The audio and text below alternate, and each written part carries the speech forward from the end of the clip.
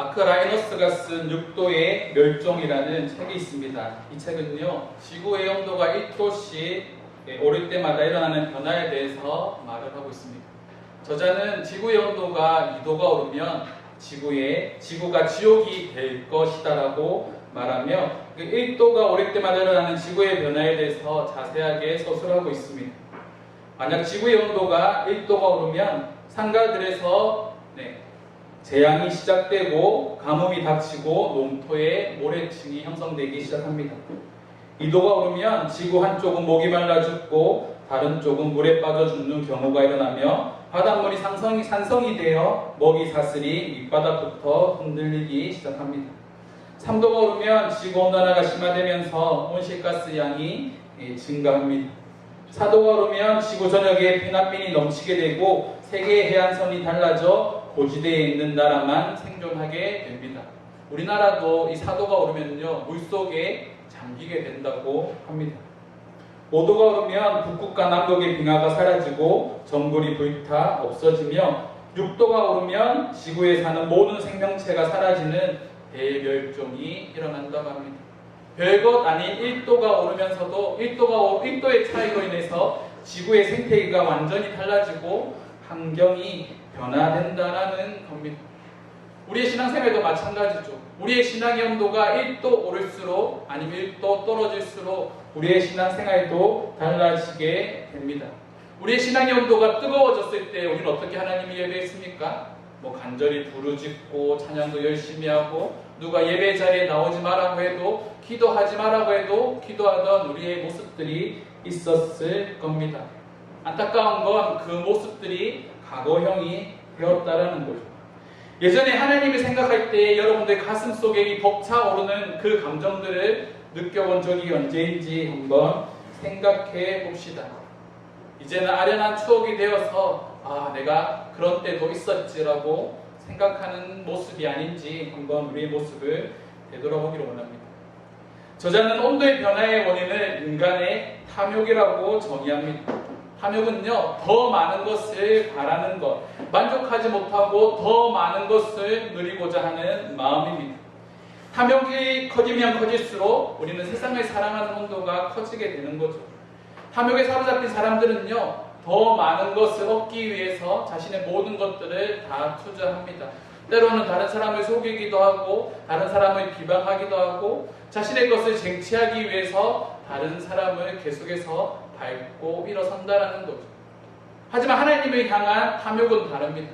우리가 하나님을 갈망하면 갈망할수록 하나님을 더욱더 간절히 바라면 바랄수록 우리는 더욱더 풍성한 것으로 또 우리의 영은 더욱더 새롭게 소생케 되는 역사가 일어나기 시작한다라는 겁니다. 우리가 세상의 것을 집착하면 할수록 우리는 하나님께 소홀할 수밖에 없습니다. 반대로 우리가 하나님께 집착하고 하나님을 더욱더 갈망하면 할수록 우리는 세상의 것을 집착하지 않게 된다라는 거죠. 지금 여러분들의 눈과 그리고 여러분들의 귀와 마음은 어디를 향하고 있습니까? 우리가 정작 보아야 할 것, 우리가 정작 들어야 할 것에 여러분들은 귀를 기울이고 있습니까? 오늘 말씀을 통하여서 우리가 회복해야 할 마음이 무엇인지를 함께 나누고자 합니다. 첫 번째로 우리는 주님을 향한 목마름을 회복해야 합니다. 우리 1절 말씀 함께 읽겠습니다. 하나님이여 사슴이 시냇물을 찾기에 갈급한같이 내 영혼이 주를 찾기에 갈급하나이다. 아멘. 시편 42편은요, 어떤 환난 가운데서도 하나님을 찾고자 하는 시인의 마음을 다루고 있습니다. 내가 어떤 상황 가운데 있든지 하나님을 신뢰합니다라는 고백을 담고 있는 시입니다. 본문은 크게 1절과 5절 그리고 6절과 11절로 나누게 됩니다. 1절에서 5절 말씀은 살아계신 하나님을 향한 목마름을 표현하고 있고 6절에서 11절 말씀은요, 다시 하나님을 찬양하게 될 그날을 사모하고 있는 확신의 찬 고백입니다. 1절에서 시인은 자신을 사슴에 비유합니다. 사슴이 시냇물을 찾기에 뭐같이? 갈급함같이 내 영혼이 주를 찾기에 갈급하다라고 말을 하고 있습니다. 이 갈급하다라고 번역된 단어가 아그바라는 단어인데 이 단어는요, 그냥 목마름이 아닙니다. 목이 타오르듯이 이 물을 당장 마시지 않고는 죽을 것 같은 그 상태를 말하는 것이죠. 목마름 때문에 숨이 헐떡거려지고 당장 물을 마시지 않으면 이 생가사가 달라지게 되는 그 상황을 말하고 있는 겁니다. 그러한 목마름으로 이 시편 저자는요, 누구를 갈망한다고요? 하나님을 갈망하고 있다라고 말을 하는 거죠. 자, 여러분도 이렇게 하나님을 갈망해 본 적이 있으십니까? 사슴이 시냇물을 찾아 이 사막을 막 뛰어다니듯이, 동산에 뛰어다니듯이 내가 하나님을 찾기 위해서, 하나님을 만나기 위해서 갈망했던 그때가 언제인지 한번 되돌아 봅시다. 시는 하나님을 갈망합니다. 이 갈망은요, 2절에도 이어집니다. 2절 말씀입니다. 내 영혼이 하나님고 살아계시는 하나님을 갈망하나니 내가 어느 때에 나아가서 하나님의 얼굴을 배울까. 시인이 갈망하는 건요, 살아계신 하나님입니다. 살아계시다라는 것은 인격을 가지고 계신 하나님이라는 거죠. 하나님은 보이지 않지만 하나님은 분명히 인격을 가지고 계십니다. 저와 여러분들이 만나기를 원하시고 교제하기를 원하시는 하나님이라는 거죠. 만약에 내가 사랑하는 사람이 있으면 보고 싶잖아요. 내가 사랑하는 사람이 있으면 만나고 싶고 함께하고 싶잖아요. 하나님도 동일한 마음을 가지고 계시다라는 거죠. 또한 우리에게도 이런 동일한 마음이 필요하다라는 겁니다. 근데 문제가 뭡니까? 살아계신 하나님께 나아가는 모든 길이 다 막혀 있다라는 겁니다. 언제 나아갈 수 있을지 모르는 막연한 상황 가운데 지금 이 시편 저자가 그런 상황에 놓여 있다라는 겁니다. 하나님을 만나러 가지 못하니까 하나님에 대한 갈망은요, 점점 커져가기 시작합니다. 사람들은 사랑하는 사람들을 보기 위해서 거리를 문제 삼지 않습니다. 여러분들 맛집을 찾아가기 위해서 여러분도 오랜 시간 찾아가지 않습니까? 뷰가 좋은 카페를 우리가 가기 위해서 뭐 1시간, 2시간 차를 타고 가는 거 이제는 그런 기본이 되었습니다. 문제는 우리가 세상의 것을 찾기 위해서, 세상의 것을 얻기 위해서 그렇게 많은 거리들, 많은 시간들을 투자하는 것에 반해서 우리는 하나님께 나아갈 때에 우리의 시간들을 투자하지 않는다라는 거죠. 지금은 하나님께서 우리에게 침묵하시는 시대가 아니라 우리가 하나님께 침묵하는 시대가 되어버렸다라는 겁니다. 사람과 사람 사이의 침묵은 때로는 금이 될 수 있습니다. 하지만 하나님과 우리 사이의 침묵은요, 우리의 영혼을 부패하게 만듭니다. 자, 우리 3절 말씀을 함께 읽겠습니다. 사람들이 종이 내게 하는 말이 내 하나님이 어디 있느냐 하오니 내 눈물이 주야로 내 음식이 되었도다. 사람들이 시편 저자에게 묻습니다. 시인에게 묻습니다. 네가 믿는 하나님 어디 있느냐? 내 하나님 어디 있느냐라고 말을 하는데 이 시편 저자가 그런 말을 들을 때 뭐라고 말합니까? 내 눈물이 주야로 내 음식이 되었다라고 말하는 거죠. 세상 사람들은 하나님이 어디 있냐고 우리에게 묻고 하나님의 침묵은 계속적으로 이어지고 있는데, 자, 그 상황 속에서 시편 저자는요, 매일 하나님 앞에 눈물로 기도하기 시작을 합니다. 내 눈물이 음식이 되었답니다. 내가 내 눈물이 음식이 되었다라는 건 그만큼 매일 간절하게 우리 하나님을 찾고 있었다라는 거죠. 우리가 삼시세끼 밥을 먹듯이 이 시편 저자는 하나님을 찾기 시작하고 있다라는 거죠. 이 말씀을 읽으면 읽을수록, 묵상하면 묵상할수록 우리가 처해 있는 상황과 비슷하지 않습니까? 세상 사람들이요, 우리에게 반문합니다. 너희가 믿는 하나님 어디에 있느냐? 너희가 말하고 있는 그 예수 대체 무엇을 하고 있느냐? 이 코로나 시기에, 이 어려운 시기에 왜 너희 하나님은 침묵하고 계시느냐라고 우리에게 반문하고 있다라는 거죠. 우리가 그런 말을 들었을 때 우리의 반응은 어떻게 해야 될까요? 아니, 하나님 지금도 일하고 계셔. 하나님 지금도 역사하고 계셔. 우리가 그렇게 말을 해야 되겠죠. 하지만 세상 사람들은 우리의 말에 귀를 기울이지 않는다라는 겁니다. 마치 하나님께서 우리에게 침묵하시는 것 같죠. 하나님께서 우리에게 침묵하시면 우리 어떻게 해야 될까요? 간절히 하나님을 찾아야 되는 겁니다. 주야로 하나님을 찾고 매일 하나님께 부르짖고 하나님을 갈망해야 한다라는 거죠. 우리가 사랑하는 사람이 생겼을 때 여러분들 그런 기억 없습니까? 자, 연인이 나를 만나주지 않을 때, 싸워서 나를 만나주지 않을 때, 여러분 그런 경험들 한 번씩 있잖아요. 어디 가야 됩니까? 집 앞에 찾아가야죠.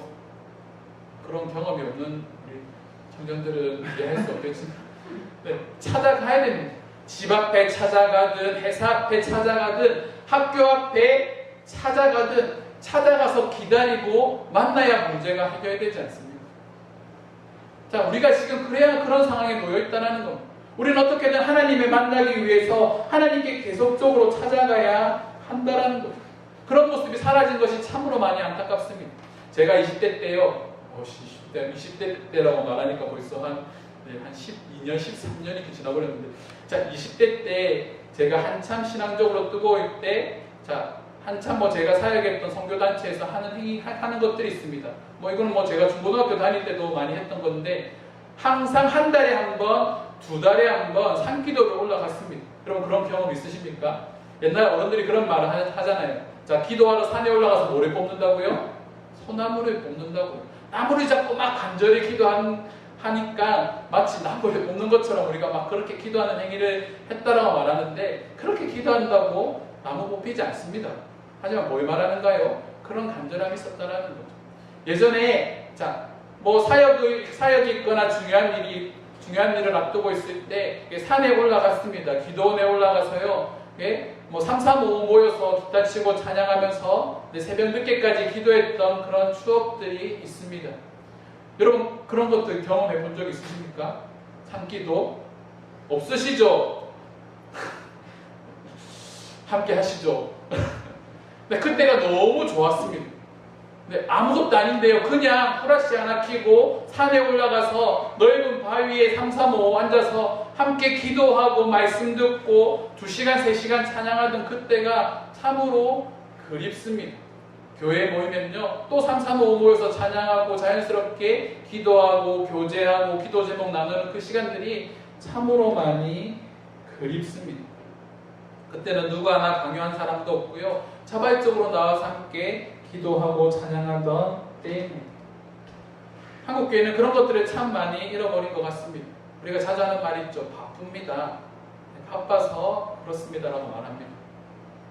우리가 바쁘다고 밥을 먹지 않나요? 바쁘다라고 여러분들 차를 마시지 않습니까? 우리가 할 것은 다 하고 있다라는 거죠. 충분히 우리의 시간을 쪼개서, 짜투리 시간을 쪼개서 우리는 하나님을 찾을 수 있는 방법들이 있지만 그렇게 하고 있지 않다라는 겁니다. 그런 시간이 길어지다 보니까 수많은 전문가들이요, 한국교회가 위기라고 말합니다. 한국교회가 기도하지 않고 모이지를 힘쓰지 않는 교회로 변화되고 있다라고 말을 합니다. 그리고 이 코로나 시기가 그런 변곡점이 되었다라고 말하는 거죠. 수많은 사람들이 교회를 떠나기 시작했고, 특별히 다음 세대가 교회를 떠나기 시작했습니다. 아싸 기회다. 교회 안 나가고 집에서 예배할 수 있으니까, 자, 집에서 예배한다라는 핑계로, 자, 그냥 자연스럽게 이리저리 오가는 거죠. 자, 가슴에 손을 얹고 말해봅시다. 집에서 예배하는 거 쉽습니까? 어렵습니다. 핸드폰을 붙잡고 예배의 그 실시간 영상을 보는 것도 어렵고요. 유튜브로 이 예배 영상을 참여하는 그 시간들, 어떤 사람들은 누워서 볼 거고, 어떤 사람들은 소파에 앉아서 볼 거고, 어떤 사람들은 간식을 먹으면서, 밥을 먹으면서 보는 사람들도 있을 겁니다. 그렇지 않은 사람들도 있겠죠. 자, 이런 시간들이 우리에게 진실한 예배를 하나님께 올려드릴 수 있을까요? 저는요, 불가능하다라고 생각합니다. 개 중에는 그래도 예배를 온전히 드리는 사람들이 있겠지만, 수많은 사람들에게 온전한 예배를 드리는 것이 불가능한 시대가 우리에게 찾아왔다라는 거죠. 이런 시기에 우리에게 주어진 선택권은 두 가지밖에 없습니다. 첫 번째로 예배를 포기하는 겁니다. 신앙을 포기하는 거죠. 한 주, 두 주, 한 달, 두 달. 지금 코로나가 일어난 지 한 5개월, 6개월 차이가 접어들기 시작했습니다. 함께 모여 예배할 때는 몰랐는데, 자, 떨어져서 각자의 가정에서 온라인으로 예배를 드리기 시작하면서 그들 마음속에 가지고 있었던 예배에 대한 불편함들, 주일에 쉬지 못하고 교회에 나와야 한다는 그런 불편함들이 이들을 사로잡기 시작하고 자연스럽게 교회로부터 이탈하는 사람들이 생기기 시작하는 거죠. 또한 두 번째로, 이런 위기 속에서도 신앙이 자라는 사람들이 있습니다. 함께 모여 예배하고 성도의 교제를 나누는 것을 그리워하면서 사모하는 마음을 가지고 있는 사람들이 있습니다. 최근에 SNS에서 그런 글을 봤거든요. 한 교회가 예배를 다시 드리기 시작하면서 다 같이 예전처럼 모여서 예배를 드리지는 못하지만 50명씩 이렇게 잘라서 함께 예배를 드릴 때 교회에 그런 플랜카드가 걸려 있었다고 합니다. 성도님들 많이 보고 싶었습니다. 근데 그 플랜카드를 본 수많은 성도들이요, 눈물을 흘리기 시작했다는 거죠. 예배 자리에 나왔는데 그 예배의 자리가 눈물바다가 되었다라는 거죠. 그렇게 예배를 사모하는 사람들이 있다라는 거죠. 그렇게 하나님을 간절히 바라고 성도의 교제를 나누고 싶어하는 사람들이 지금도 우리 주위에 남아있다라는 겁니다. 저와 여러분들은 어떤 부류에 속하고 있습니까? 예배를 포기할 사람인지 아니면 더욱더 예배에 대한 갈망들이 커져가는 사람인지 우리의 모습을 한번 생각해 봅시다. 제가 원하는 건요, 우리는 이런 예배를 갈망하는 사람이 되었으면 좋겠습니다. 시편 저자의 고백처럼 사슴이 시냇물을 찾기에 갈급한 같이 이 시냇물을 찾기에 뛰어다니고 계속해서 이 산속을 헤매는 것처럼 우리가 하나님을 찾기 위한 그 갈망함들이 우리 가운데 회복되기를 원합니다. 어떻게 하면 회복할 수 있을까요? 기억하는 것이 중요합니다. 내가 하나님을 간절히 찾았을 때의 그 감격을 회복하는 것이 중요한 거죠. 그래서 4절 말씀은 이렇게 말합니다. 내가 전에 성회를 지키는 무리와 함께 동행하여 기쁨과 감사의 소리를 내며 그들을 하나님의 집으로 인도하였더니 이제 이 일을 기억하고 내 마음이 상하는도다. 성회를 지키는 무리와 함께 동행하고 기쁨과 감사의 소리를 내었던 때를 기억하는 것이 중요합니다. 그런 사람들을 하나님의 집으로 인도하였던 기억들이 중요합니다. 근데 이 기억이요, 때로는 우리에게 행복을 주지만 때로는 우리에게 아픔을 주고 있다는 거죠. 시편 저자에게 그 기억들은 아픔이 됩니다. 아, 내가 옛날에는 그렇게 예배했는데, 그렇게 기쁨으로 하나님의 예배 자리에 나아갔는데, 자, 그런 것들이 이 시편 저자에게 아픔이 되지만 또한 그것은 다시 회복하게 될 때의 기쁨으로 변화될 수 있다는 거예요.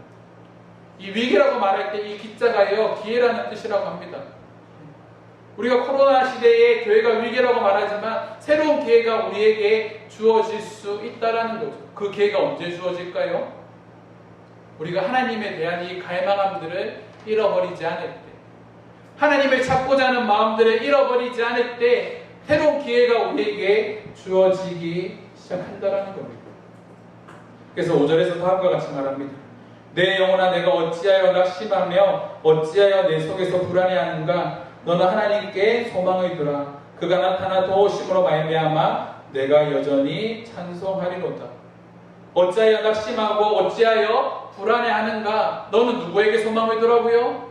하나님께 소망을 두라라고 말하는 거죠. 저와 여러분들이 무엇에 소망을 둬야 됩니까? 하나님께 소망을 두어야 합니다. 낙심하고 불안해하는 마음 가운데서도 하나님께 소망을 둘 때 하나님의 도우심이 우리 가운데 분명히 임할 줄 믿습니다. 사랑하는 성도 여러분, 곧 지나갑니다. 네. 언제가 될지 정확히는 모르겠지만 이때가 곧 지나갈 것이라 믿습니다. 그때까지 우리의 믿음을 잘 지켜내야 합니다. 그래서 두 번째로 우리는 우리의 믿음의 온도를 올려야 합니다. 믿음의 온도는요, 하나님을 사모하는 마음이 커질 때 오르기 시작합니다. 무엇을 보는가, 무엇을 마음에 품고 있는가가 우리의 삶의 방향과 우리의 삶의 깊이를 결정하듯 어떠한 상황 속에서도 하나님을 바라볼 수 있는 믿음의 능력이 우리 가운데 있어야 하는 거죠. 자, 6절 말씀을 함께 읽겠습니다. 내 하나님이여, 내 영혼이 내 속에서 낙심이 되므로 내가 요단 땅과 헤르몬과 미살산에서 주를 기억하니라. 아멘. 시는 자신의 영혼이 낙심될 때 요단 땅과 헤르몬과 미살산에서 주를 기억한다라고 말합니다. 여기서 언급된 이 세 지명은요, 물리적으로 아주 먼 거리를 상징합니다. 실제적으로 이 시편 저자가 머물고 있는 장소라기보다는 시편 저자가 예배의 장소로부터 예루살렘으로부터 멀리 떨어져 있다는 것을 상징하는 표현입니다. 자, 특별히 이 헤르몬 산은요, 만년설로 덮여 있는 산입니다. 그리고 이스라엘의 가장 북쪽에 위치해 있는 산입니다. 자, 이 헤르몬 산에서 이 만년설에서 녹은 이 물이요, 자, 흘러내려서 요단강으로 흘러내려오게 되고, 이 요단강 주변에는요, 숲풀이 우거지고 많은 생물들이 살아가고 있습니다. 자, 이 요단강은요, 두 가지를 상징합니다. 첫 번째로 생명을 상징하기도 하고, 또한 두 번째로는요, 삶과 죽음의 경계선을 의미하기도 합니다. 다시 말해서 시인은요, 이런 고백을 하고 있는 거죠. 물리적으로는 내가 예루살렘으로부터 멀리 떨어져 있고 나의 영적으로는 나의 영이 죽든지 살든지 하는 그 경계선상에 내가 머물러 있지만 그 가운데서 신이 뭐랍니까? 내가 주를 기억하나이다라고 고백하고 있습니다. 이 말씀은 계속적으로 7절 이후로 이어집니다. 무섭게 쏟아지는 폭포 소리와 깊은 바다, 파도의 물결이 자신에 휩쓰는 것처럼 느껴지기 시작할 때, 원수의 압제로 슬픔에 있을 때 대적이 자신을 비방하고 하나님이 어디 있냐고 반문할 때에도 시편 저자는 하나님을 기억합니다라고 말을 하는 거죠. 사랑하는 성도 여러분, 우리가 하나님을 기억하는 것이 중요합니다. 어느 때나 어느 곳에 있든지 하나님을 기억하는 마음이 중요한 거죠. 특별히 지금 세상의 기류가 계속적으로 우리를 하나님이 없는 쪽으로, 하나님이 아무것도 하지 않는 것처럼 몰아가고 있지만, 이런 상황 속에서도 우리는 하나님을 기억하는 것이 중요합니다. 사슴이 시냇물을 찾기에 갈급한 같이 내 영혼이 어디에 있든지 하나님을 갈망하는 그 마음들을 잊지 않는 저와 여러분들이 되기를 주님의 이름으로 축원합니다. 이런 불안한 가운데서도 시편 저자는 꿈을 잃지 않습니다. 우리 11절 말씀 함께 읽겠습니다. 내 영혼아, 내가 어찌하여 낙심하며 어찌하여 내 속에서 불안해하는가? 너는 하나님께 소망을 두라. 난 그가 다시 나타나 도우심으로 말미암아 내 하나님을 여전히 찬송하리로다. 아멘. 믿음의 사람이 절망 가운데 낙심하지 않을 수 있는 이유, 불확실한 미래에서도 우리가 불안해하지 않을 수 있는 이유, 환난과 핍박 속에서도 우리가 찬양할 수 있는 이유, 바로 우리 하나님이 우리의 소망이 되시기 때문입니다. 사랑하는 성도 여러분, 그 소망의 하나님을 바라보시기 바랍니다. 물이 끓기 위해서는 100도가 되어야 됩니다. 99도가 되어도 물은 절대로 끓지 않습니다. 99도의 물에게 이 물이 끓기 위해서 필요한 건 1도의 온도입니다. 1도의 온도가 놀라운 변화를 일으킨다는 거죠. 저와 여러분들 가운데 이 믿음의 온도가 1도, 2도, 3도 계속적으로 올라가기를 원합니다. 이 어려운 시기에 우리의 믿음의 온도를 올려서 하나님을 잊지 않고 기억하며 다시 한 번 더 하나님께서 우리의 예배를 회복하신 그날을 우리가 소망하며 우리의 믿음의 끈을 놓지 않는 성도들이 되기를 원합니다. 우리 시간 날개 고백합시다. 믿음의 끈을 놓지 맙시다. 사랑하는 성도 여러분, 믿음의 끈을 놓지 마십시다. 우리 옆에 계신 분께 고백합시다. 믿음의 끈을 놓지 맙시다. 하나님께 소망을 두는 이음께 성도들이 되기를 원합니다. 하나님만 간절히 붙들고 나아가는, 하나님만 갈망하는 저와 여러분들이 되기를 주님의 이름으로 축원합니다. 말씀을 정리하겠습니다. 믿음은요, 하나님으로부터 주어지지만 그 믿음을 성장시키는 것은 나의 노력입니다. 내 스스로 나의 믿음을 성장시키기 위해서 우리는 끊임없이 말씀의 자리로, 기도의 자리로 나아가야 합니다. 10월달부터 우리가 신약 성경을 읽기 시작할 겁니다. 오늘 성경 읽기표를 여러분들에게 나눠 드릴 거예요. 여러분들, 매일 성경을 읽고 체크해 주십시오. 들고 다니는 것이 힘드시다면 제가 교회 벽에 다 붙여드리겠습니다. 아니면 여러분들이 앉은 자리에 다 붙여드리겠습니다. 매일 체크하시고 매일 반성하십시오. 옆에 사람들에게 보일 수도 있으니까 자발적으로 말씀의 자리로 나아가기를 원합니다. 그 시간들이 여러분들의 믿음의 온도를 올려줄 줄 믿습니다. 우리 함께 기도하겠습니다.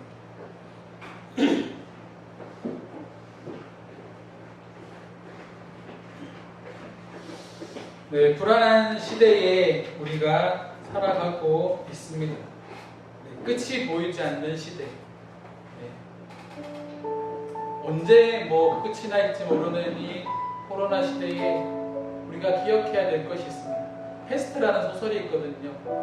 이 소설에 보면 이 패스트를 이겨내는 방법은 그들이 자신이 있는 그 자리에서 자신에게 맡겨진 일에 최선을 다하는 거라고 말을 하고 있습니다. 우리가 그리스도인으로서 무엇에 최선을 다해야 할까요? 네. 하나님을 갈망하는 것, 하나님을 예배하고 하나님을 찾는 것이 우리의 삶이 되어야 한다라는 겁니다. 그런 삶이 살아가기를 원합니다. 사랑하는 성도 여러분, 우리에게 맡겨진 그리스도인이라는 책무를 성실히 수행합시다. 하나님을 알아가고자 하는 마음, 기도하고 찬양하는 그 마음들 잊지 않도록 성실한 그리스도인이 되어주시기 바랍니다. 그런 그리스도인이 되게 해달라고 우리 함께 기도하며 나가도록 하겠습니다. 기도하시겠습니다.